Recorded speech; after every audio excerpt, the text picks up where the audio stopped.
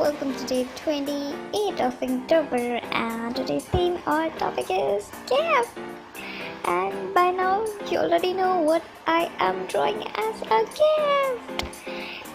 Like this gift, trust me, it's the best gift to give to anyone, especially someone like me. And if you get me this, I swear I would love you till the end of my life.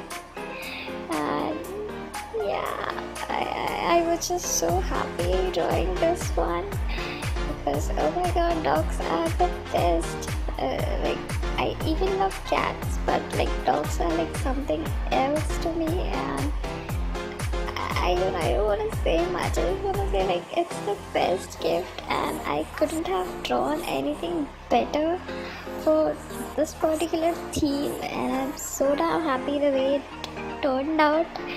And I guess after Inktober I'll just cut this thing and make it into a sticker or something and use it. I don't know, but I just loved it. I loved the way it turned out, and I'm just adding a few details to enhance the wonderful illustration, doodle, drawing, whatever you call it. I'm just so happy. I'll see you guys tomorrow. Bye.